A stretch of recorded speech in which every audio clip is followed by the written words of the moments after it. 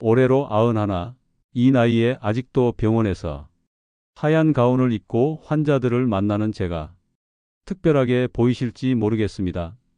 저를 아는 사람들은 종종 묻곤 합니다. 선생님은 왜 그렇게 건강하세요? 비결이 뭡니까? 그때마다 저는 농담처럼 이렇게 답합니다. 아마도 아침밥 덕이 아닐까요? 사실 농담 같지만 이건 제 삶의 진실이기도 합니다. 영상을 보시면서 이런 게 내 삶에도 도움이 될 수 있겠구나 하는 생각이 드신다면 좋아요와 구독 버튼 한 번씩 눌러주시고 알림 설정까지 해주시면 앞으로 더 많은 건강 정보와 감동 이야기를 가장 먼저 받아보실 수 있습니다.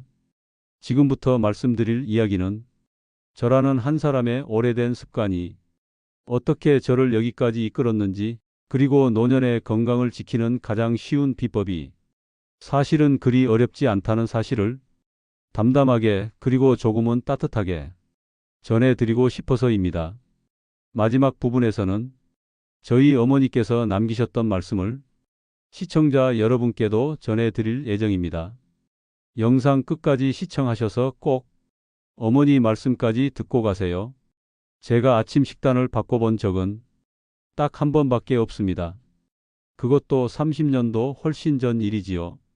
당시 저는 50대 후반, 병원에서 하루 종일 분주하게 일하고 이른 아침엔 간단히 빵 한 조각, 커피 한 잔으로 허겁지겁 출근하는 날이 많았습니다. 그런데 60을 앞두고 유난히 피로가 심해지고 어느 날은 회진 도중 갑자기 어지러움을 느꼈던 날이 있었습니다. 의사가 자기 몸을 돌보지 않는 것만큼 어리석은 일도 없지요. 그날 이후 저는 어머니가 남기신 말씀을 떠올렸습니다. 밥은 꼭 뜨뜻할 때 천천히 먹어라. 이 말을 지키기 시작한 게 지금의 30년째 아침 식단의 시작이었습니다. 매일 아침 여느 날과 다를 것 없이 식탁에 앉아 쌀밥 한 공기, 맑은 채소국 한 그릇, 그리고 계란찜이나 두부조림, 멸치볶음, 김, 소박한 반찬 두세 가지. 이게 저의 30년짜리 아침상입니다. 아침에 일어나 제일 먼저 하는 일은 물 한 잔을 마시고 밥솥 뚜껑을 열어 김이 모락모락 나는 밥 냄새를 맡는 것입니다. 그 냄새만으로도 하루가 새롭게 시작되는 기분이 듭니다. 젊은 동료 의사들은 선생님, 요즘은 저탄고지, 키토식, 단백질 쉐이크 이런 게 대세예요 하면서 건강식단이 새로운 트렌드를 권하기도 합니다. 그럴 때마다 저는 빙그레 웃으며 나는 이미 내 몸에 딱 맞는 건강식을 찾았단다 라고 답합니다. 저는 환자들에게 식습관에 대해 상담할 때 이런 말씀을 자주 드립니다. 좋은 음식이란 내 몸이 편안하고 소화가 잘 되고 오랫동안 꾸준히 먹어도 내 건강에 무리가 없는 식단입니다. 과학적으로도 그렇습니다. 노년기에는 젊을 때보다 소화 능력, 흡수력, 근육량, 면역력 모든 것이 서서히 줄어듭니다. 아침을 규칙적으로 특히 따뜻한 밥과 국, 가벼운 단백질 계란두부, 소금기가 많지 않은 반찬으로 심심하게 챙겨 먹으면 소화 기능 유지, 혈당 안정, 신진대사 활성, 근육 손실 최소화, 우울감 예방 등에 실제로 도움이 됩니다. 특히 쌀밥이나 잡곡밥은 복합 탄수화물이라서 천천히 소화되며 혈당 변동을 완만하게 해줍니다. 맑은 국, 된장국, 미역국, 채소국은 부드럽고 위에 부담이 적으며 아침 공복에 따뜻한 수분과 미네랄을 공급해 줍니다.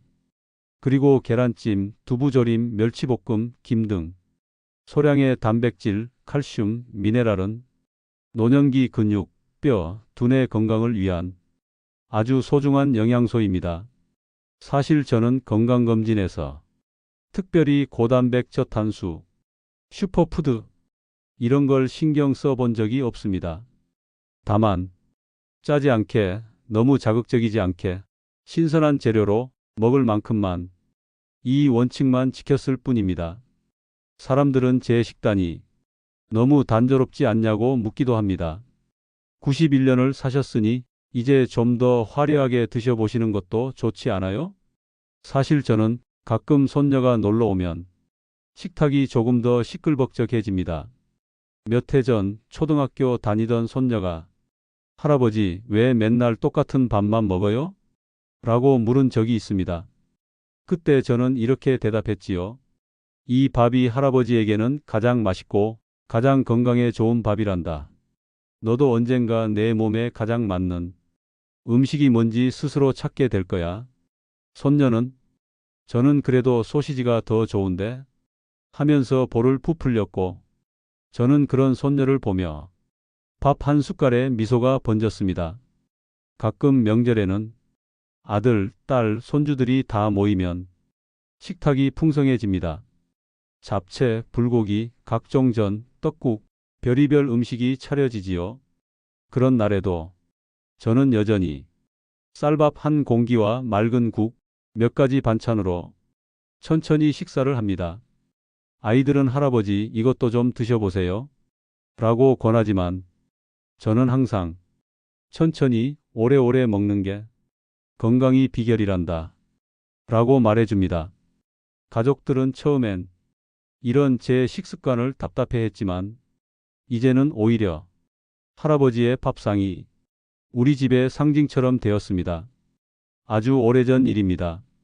제가 환갑을 맞이하던 해 아내와 함께 새벽에 시장에 가서 두부 한 모, 미역 한 줌, 갓 딴 깻잎과 쑥갓을 사왔던 기억이 있습니다. 아내는 부엌에서 콩나물국을 푹 끓이고 계란찜을 부드럽게 쪘습니다. 그날 아침 저는 아내가 내어준 따뜻한 밥 한 공기를 천천히 감사한 마음으로 먹었습니다.